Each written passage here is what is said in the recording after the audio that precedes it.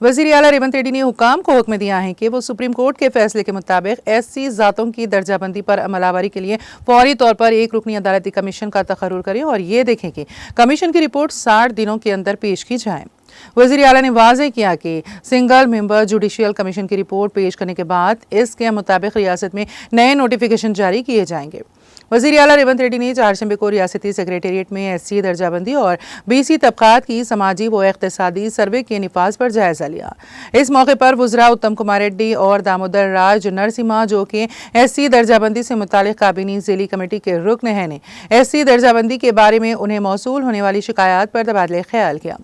पंजाब और तमिलनाडु और हरियाणा रियासतों में किए जाने वाले इक़दामात और दर्जाबंदी के निफाज पर वज़रा श्रीधर बाबू, सिद्दक्का, पुन्नम प्रभाकर ने मीटिंग में वजाहत की।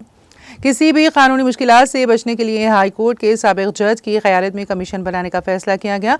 कमीशन को अपनी रिपोर्ट पेश करने के लिए 60 दिन की मोहलत दी है। SC आबादी से मुतालिक 2011 की आबादी के इदाद-ओ-शुमार को मद्देनज़र रखने का फैसला किया गया है। रियासत में ज़ातों की दर्जाबंदी निफाज के सिलसिले में काबीना की ज़ेली कमेटी को पहले से मौसूल होने वाली दरख्वास्तों का भी मीटिंग में तज्ज़िया किया गया। इन सब को एक रुकनी कमीशन के हवाले करने का फैसला किया गया।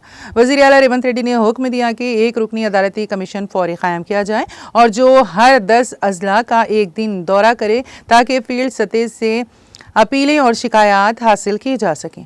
फौरी तौर पर काम शुरू कर दें। रियासती हुकूमत के मुशीर केशव राव, चीफ मिनिस्टर के मुशीर Vem Narendra Reddy, principal secretary Seshadri, advocate general Sudarshan Reddy, महकमा कानून के secretary Rendela Tirupati, chief minister के secretary Manik Raj, Shahnawaz Qasim, chief minister के स्पेशल सेक्रेटरी अजीत रेड्डी और दीगर इस इजलास में मौजूद थे।